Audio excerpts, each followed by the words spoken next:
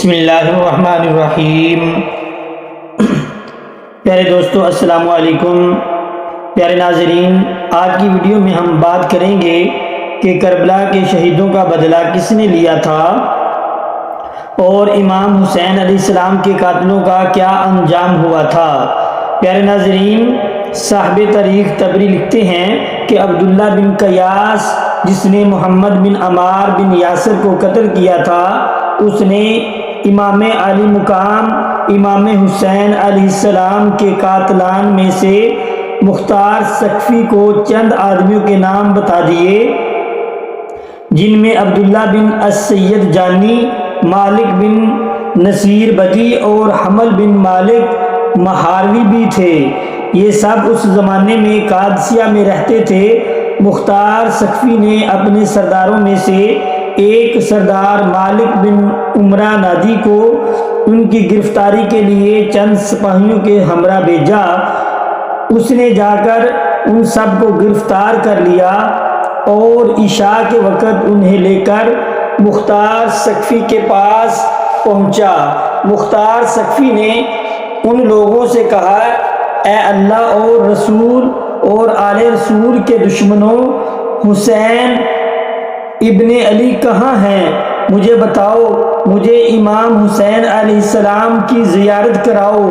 ظالموں، تم نے اس مقدس ذات کو شہید کیا جن پر نماز میں تمہیں درود بھیجنے کا حکم دیا ہے۔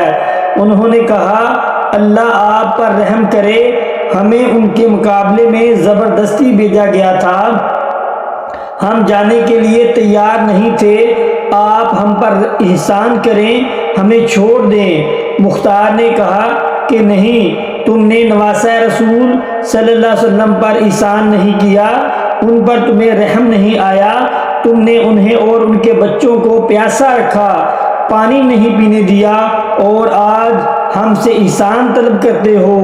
پھر بدی سے کہا کہ تم نے حضرت امام حسین علیہ السلام کی ٹوپی اتاری تھی۔ عبداللہ بن کامل نے کہا، جی ہاں، یہی وہ شخص ہے جس نے ان کی ٹوپی اتاری تھی۔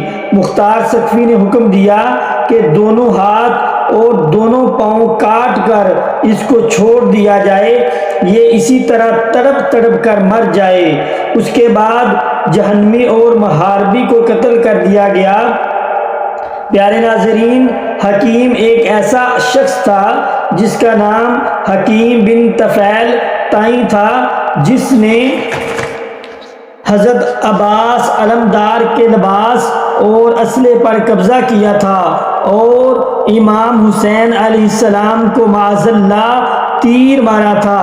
مختار ثقفی نے عبداللہ ابن کامل کو اس کی گرفتاری کے لیے چند سپاہیوں کے ہمراہ بھیجا۔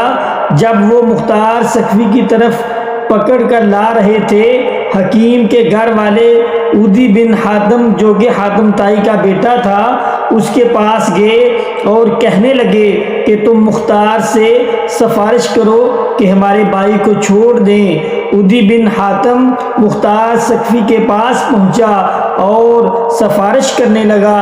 وہ عدی کے ساتھ عزت کے ساتھ پیش آیا، اسے اپنے پاس بٹھایا۔ عدی نے اپنے آنے کی غرض بیان کی۔ مختار نے کہا، اے ابو ظریف، کیا آپ قاتلان حسین کے لیے بھی سفارش کرتے ہو؟ اس نے کہا کہ حکیم پر جھوٹا الزام ہے، اس نے ایسا کچھ نہیں کیا۔ ادھر حکیم کو ابھی مختار ثقفی کے پاس لایا نہیں گیا تھا، سپاہی اسے لے کر آ رہے تھے اور وہ راستے میں ہی تھے۔ جب ان سپاہیوں کو خبر ہوئی کہ عدی بن حاتم، جو کہ اس وقت مختار ثقفی کے پاس بیٹھا ہے اور حکیم کی سفارش کر رہا ہے، اور مختار ثقفی نے اس کی سفارش قبول کر لی ہے، وہ حکیم کو رہا کر دے گا، تو ان سپاہیوں نے راستے میں ہی تیر مار مار کر اسے ہلاک کر دیا اور اسے نشان عبرت بنا دیا۔ پیارے دوستو، ایک شخص جس کا نام زید بن رکاب تھا، اس بدبخت نے حضرت عبداللہ بن مسلم بن عقیل کو تیر مارا تھا جو ان کی پیشانی میں لگا تھا۔ انہوں نے پیشانی کو بچانے کے لیے اس پر اپنا ہاتھ رکھ لیا تھا، مگر تیر ایسا لگا کہ ہاتھ بھی پیشانی کے ساتھ پوست ہو گیا تھا، اور جب کوشش کے باوجود ان کا ہاتھ پیشانی سے جدا نہ ہو سکا تو بارگاہ الہی میں دعا کی، یا اللہ رب العالمین، ہمارے دشمنوں نے جیسے ہمیں ذلیل کیا تو بھی ان کو ایسے ہی ذلیل کر دے، اور جس طرح انہوں نے ہمیں قتل کیا تو بھی ان کو اس طرح ہی قتل کر۔ اور پھر آخر میں زید بن رکاب نے حضرت عبداللہ بن مسلم بن عقیل کے پیٹ میں ایک تیر مارا تھا جس سے وہ شہید ہو گئے تھے۔ پیارے ناظرین، عبید اللہ ابن زیاد وہ نام نہاد انسان تھا جو یزید کی طرف سے کوفہ کا گورنر مقرر کیا گیا تھا۔ اسی بدبخت کے حکم پر امام علی مقام امام حسین علیہ السلام اور آپ کے اہل بیت کو تمام ایذائیں پہنچائی گئیں۔ یہی ابن زیاد موصل میں 30,000 فوج کے ساتھ اترا اور مختار ثقفی نے اس کا مقابلہ کیا۔ مختار ثقفی نے ابراہیم بن مالک آشتر کو اس کے مقابلے کے لیے ایک فوج دے کر موصل میں دریائے فرات کے کنارے بھیجا۔ دونوں لشکروں میں مقابلہ ہوا اور صبح سے شام تک خوفناک جنگ جاری رہی۔ جب دن ختم ہونے والا تھا اس وقت ابراہیم کی فوج غالب آ گئی اور ابن زیاد کو شکست ہوئی۔ اس کی فوج باغ کھڑی ہوئی۔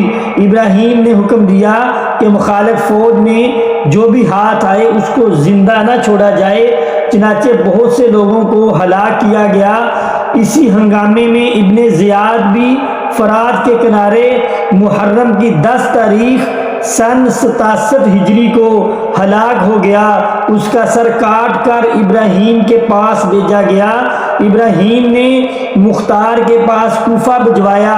مختار نے دارالامارات کوفہ کو آراستہ کیا اور ابن زیاد کا سر ناپاک اسی جگہ پر رکھوایا جس جگہ اس مفرور حکومت اور اس مغرور شخص نے امام حسین علیہ السلام کا سر رکھا تھا۔ 6 سال ہوئے ہیں، وہی تاریخ ہے، وہی جگہ ہے۔ خداوند عالم نے اس مغرور فرعون کو ایسی ذلت اور رسوائی کے ساتھ ہلاک کیا۔ اسی کوفہ اور اسی دارالامارات میں اس بے دین کے قتل اور ہلاکت پر جشن منایا گیا۔ پیارے ناظرین، قاتلان امام حسین علیہ السلام پر طرح طرح کے عذاب نازل ہوئے۔ جو لوگ امام حسین علیہ السلام کے مقابلے میں کربلا گئے تھے، ان کے قتل میں شریک ہوئے تھے، ان سے تقریباً 6,000 کوفی مختار ثقفی نے اپنے ہاتھوں سے ہلاک کیے۔